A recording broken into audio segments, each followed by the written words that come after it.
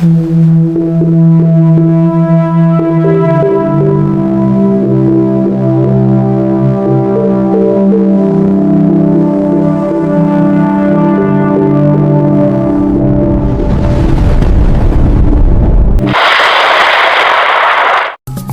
araw po sa inyong lahat. Narito na po ang pinaka-latest nating update sa magiging lagyan ng panahon ngayong araw ng Sabado, ika-4 ng Hulyo taong 2026. Base nga po sa ating pinaka-satellite image, ang bagyong ating monitor sa may kanlurang bahagi ng ating bansa na bagyong Henry ay tuluyan ng lumayo ng ating Philippine Area of Responsibility, kung saan wala na po itong direktang epekto sa ating bansa. Pinahina nga rin po nito ang hanging habagat na nagmumula dito sa may kanlurang bahagi ng Palawan.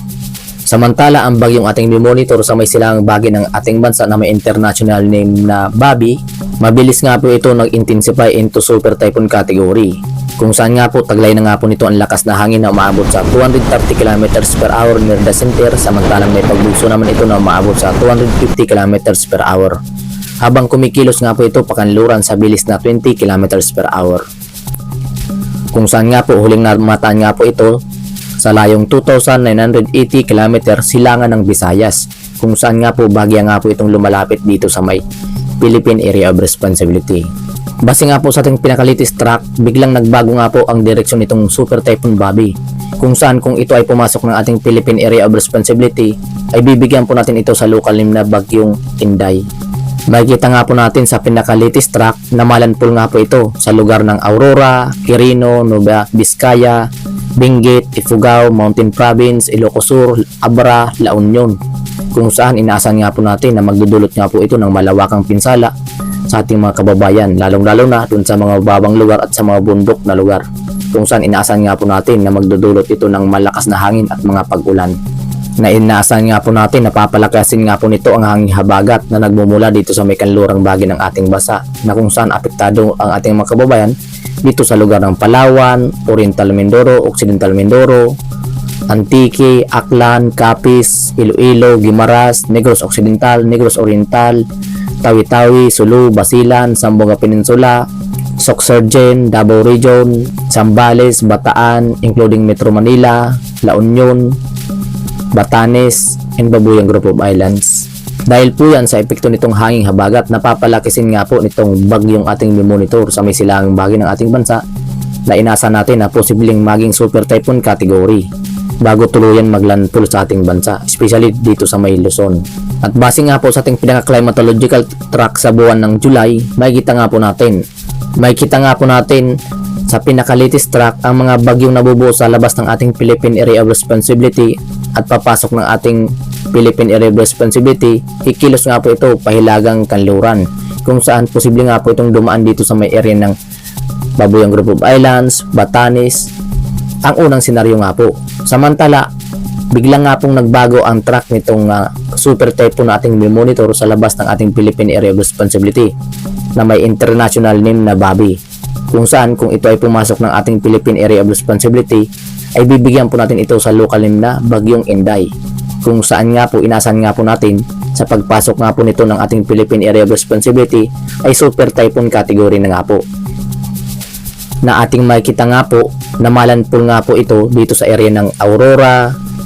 Quirino, Nueva Vizcaya, Benguet, Ifugao, Mountain Province, Ilocos Sur, Abra, La Union, kung saan yan po yung pinaka sentro na posibleng daanan nitong super typhoon Inday. Na mayroon pa nga rin po tayong pangatlong senaryo na posible nga pong dumaan dito sa may area ng silangang Visayas, patungo dito sa may Bicol Region, patungo dito sa may area ng Batangas, Cavite, including Metro Manila. Base nga po sa ating pinaka-satellite image, habang planfall nga po ang super typhoon Inday, hagip nga po nito ng malakas na hangin ang lugar ng Sorsogon, Albay, Catanduanes, Camarines Sur, Camarines Norte, Quezon Province, Laguna, Cavite, including Metro Manila, Bulacan, Pampanga, Tarlac, Zambales, Pangasinan, Nueva Ecija, Quirino, Aurora, Nueva Vizcaya, Benguet, La Union, including Isabela, Mountain Province, Ifugao, Abra, Ilocos Norte, Apayao, Cagayan Valley Region, Batanes, including Babuyang Group of Islands, ng malakas na hangin. kung saan kasalukuyan nga po itong may lakas na hangin na umaabot sa 230 km per hour near the center, samantalang may pagbugso naman ito na umaabot sa 250 km per hour. Habang nalalasa nga po ang Super Inday dito sa Luzon, asahan nga po natin ang malakas na mga pag-ulan na maaaring magdulot ng mga pagbaha sa mababang lugar at pagguho ng lupa sa mga bundok na lugar.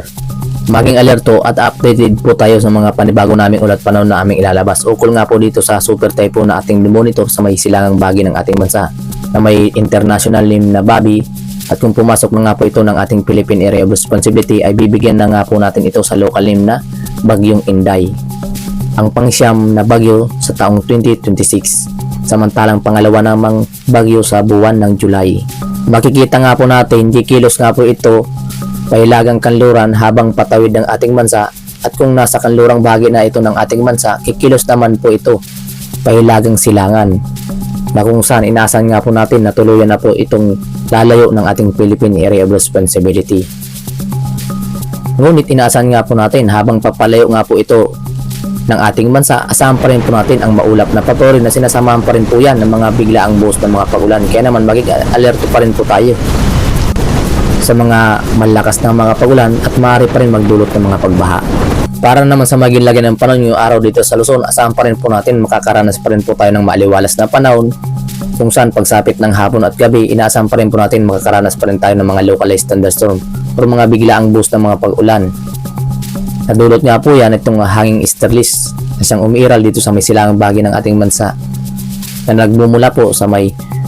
dagat Pasipiko. Kaya naman kung kayo ay lalabas ng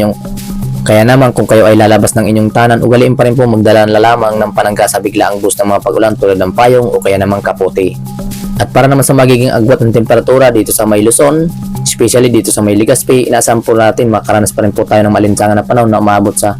25 hanggang 33 degrees Celsius, Tugigaraw 25 hanggang 36 degrees Celsius, Lawag 27 hanggang 33 degrees Celsius, Baguio 18 hanggang 24 degrees Celsius. Samantalang dito naman sa may Metro Manila 25 hanggang 34 degrees Celsius, Tagaytay 22 hanggang 31 degrees Celsius ang ating inaasahang agwat ng temperatura. Samantalang sa labing bahagi pa ng Luzon, including Palawan, inaasahan pa rin po natin makakaranas pa rin po tayo ng maliwalas na panahon na sinasamahan din po yan ng mga localized thunderstorm na may inaasahang agwat ang temperatura dito sa may Puerto Princesa na umabot sa 25 hanggang 31 degrees Celsius, Calayan Islands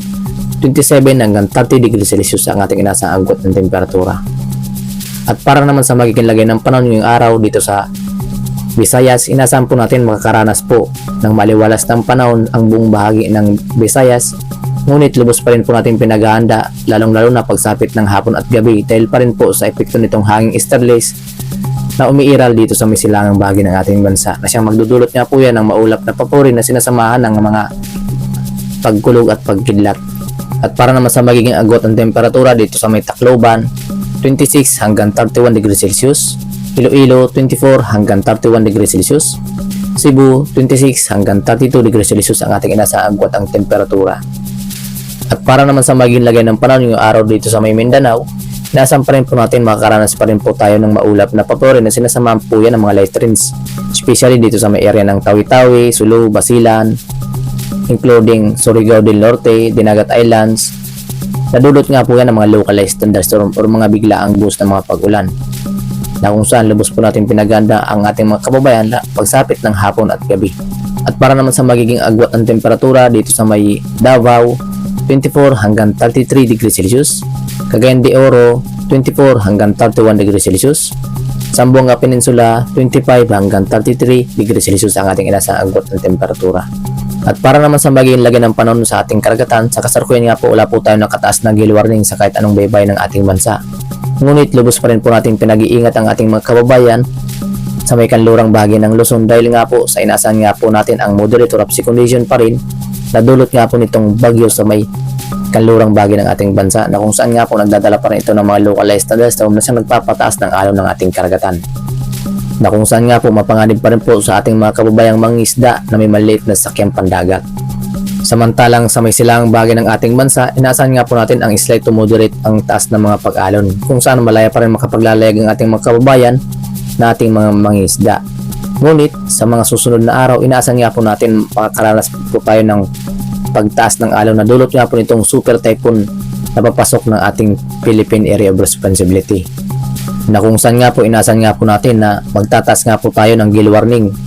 especially dito sa may silangang bahagi ng Luzon, kung saan nga po nadulot nga po nitong super typhoon Inday na siyang magpapalakas ng alon ng ating karagatan. Kaya naman, maging alerto lang po tayo at updated po sa mga panibago naming ulat panon naming lalabas. At kung bago pa lamang kayo sa aming YouTube channel, huwag kaligtang mag-subscribe para ma-notify po kayo sa mga panibago naming ulat panon naming lalabas. Ukol nga po dito sa sama ng panahon sa labas ng ating Philippine Area of Responsibility, kung saan may super typhoon nga po tayong pinomonitor sa labas ng ating Philippine Area of Responsibility, at inaasahan nga po natin na papasok ito ng ating Philippine Area of Responsibility pagsapit ng Martes o kaya naman Merkulis. Habang nasa may silang bahagi na nga po ng ating bansa ang super typhoon Inday, papalakasin nga po nito ang hanging habagat na nagmumula dito sa may kanlurang bahagi ng ating bansa, kung saan asahan nga po natin ang malakas na hangin at mga pag-ulan, kung saan magdudulot nga po ito ng mga pagba sa mga bababang lugar at pagguho ng lupa sa mga bundok na lugar. Nadulot nga po nitong hanging habagat na hihilahin nga po nitong super typhoon Inday. Maging alerto at updated po tayo sa mga panibago namin ulat panon namin ilalabas. At yan nga po ang pinakalitis nating update sa magiging lagay ng panahon ngayong araw ng Sabado, ika-4 ng Hulyo taong 2026. Maraming salamat sa inyong lahat and God bless us all.